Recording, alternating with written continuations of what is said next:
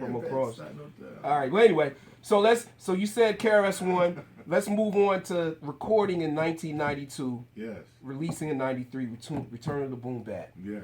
You and Primo had set a standard of complete album. It was complete albums before that, but that album's in my top 5 of complete albums that I can listen to from beginning to end, from the intro to the last song. What was it like working with Primo? Well, everything is hindsight now. In hindsight, I say it was magnificent. It was the best. It was the greatest. Why? Because we put out Return of the Boom Bap. Right. It was a classic. It did us both well. But while that was going on, it was a normal day, like us talking just like this. This project came, and let me tell you what the normal day was. Premier had just put out this record called Dwick. Right. Okay. And I love that beat, that bass line and all that, and the way it came out. So he had just put out Gangstar just to get a rep. He put out the Enter the Arena album, I think it was, and Just to Get a Rep was still the hot single. Okay. He had then put out Dwick. This was Premier's 2 records that he had out that everybody was like, yo, who's this? Who's Gangstar? Right. So I was like, yo, this is the guy that I need to do my next album. Why was I even looking for anybody to do my album? Because 1992, Sex and Violence had only sold 250,000 albums. Now keep in mind that if you sell 250,000 albums today, okay, oh, you're doing damn good. Yeah, okay. But times. But in those times, everything that came out with rap was platinum. Everything sold 1 million records. Everything. And during that time, we were selling gold, 500,000 records. So Jive Records wasn't really seeing me anyway, okay? They had Jazzy Jeff, Fresh Prince, 2 million. Kumo D was crushing it with Wild Wild West. Yeah. They had everybody, okay? Tribe. Yeah, Tribe. 92, Sex and Violence doesn't sell as much as they want it to sell. Right. Now in the street, I'm doing really well. Right. I could walk down the hood. I'm getting dapped everywhere. Yo, that album was hard. Yo, go to the corporate world. Yo, we don't know if we could sign you next year. So we got into a conversation about who should be my next producer. And I said, they wanted to put me with Dr. Dre. So I said, that would be a dope album, KRS and Dre. Wow. But I felt that Dre at the time was too big. He was just all over the place. Yeah. 92, I think maybe even the Chronic or something crazy was out. Chronic had just dropped, If something wow was out. And I was like, nah, because Jive wanted me to have his success in terms of sales. And I'm like, yo, Dre, even Dre, if he knew that, would be like, nah, I ain't going out like that. Like, you just want to match me with KRS so he can sell a platinum record. No, we ain't doing that. And I know Dre well enough to know that he's a serious producer. He wants to, he would produce KRS, I'm quite sure. But he wants to, he's going to have a style. Right. Of how he's going to want to present that. That's not going to be up to Barry Weiss and Jive Records, okay? So at the end of the day, they wanted me to do Dre. They wanted me to do all these big name producers. I think Timbaland's name came up at the time. All these big name producers. I said, look, respect to all of that, but none of them are going to hit the KRS boom bap sound. That's why I started using the term boom bap. Drums, kick, snare, that's it.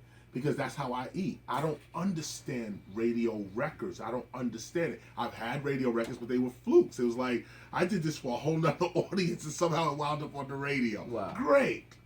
But I do records for like ciphers and when I'm in a small club, I gotta touch you. Clubs with one entrance. The way you came in is the way you going out. That's how I die. That's my deal all over the world. So Premier fit that. Premier Gangstar fit that description totally. And Jive didn't even want to do it. Really? They gave me the lowest budget that year. I think they had cut my budget in half or something. Said, yo, you got to go ahead and just do this album, make the best of it.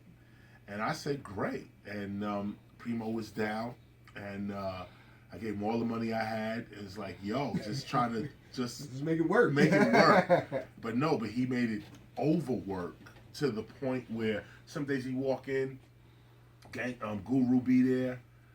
Some days, and not even Guru. Everybody knew about Guru. Mm-hmm. People like J. Rue the Damage was just sitting in the studio through the whole Return of the Boom Bap album. Really? Okay? J. Rue's just sitting in the studio. Just one of Premier's boys. Premier had 7, 8 people in the studio all the time. Right. J. Rue was just, I had no idea what nothing, no idea. He's just sitting there peeping the style, Wow. peeping how it's going down. Whole album took us maybe a month, 2 months, maybe a month and a half. He's there the whole time. It's like, yo, he's looking like this, looking. Group Home was there, just there. These people are just there, like that. And I'm like, and we going in song after song, boom, boom, knocking them down. Finish the album. It's like, yes, this is it. Jive Records, it's swag, we don't like it. Oh, they didn't like it. They didn't like the album. They didn't like the record Black Cop. They didn't like none of that. It was like, what it was. But because they spent the money and the album was finished, they said, well, let's just put it out with no marketing, no promotion, nothing. We're just going to put it out to try to get our money back. And they put it out, huge success. Got their money back. They got a classic. Well, it never went gold. It didn't? No, it only sold like 350,000. That's total to today or at that time? No. Okay, I was today gonna say. probably all my albums are probably platinum now. They just continue to sell. But at the time, okay. What made them make the decision? Because keep in mind, Jive dropped all of their rap roster. Right. The whole thing got dropped. The whole rap roster got dropped when they signed Backstreet Boys.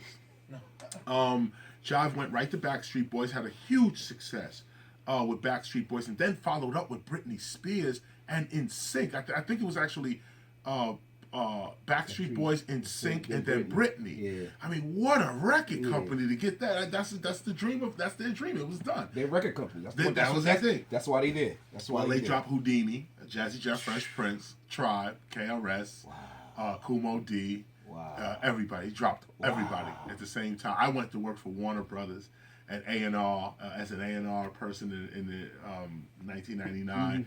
Will Smith and them, they went to movies and progression. And just went and did their thing. Everybody else did their thing, but just making me think about the days of Jive Records. Sorry. Why did you do this? I'm sorry. Well, let's go back 4 years. I want to keep you too long, but Stop the Violence movement, man, that was so much needed. As me growing up at that time,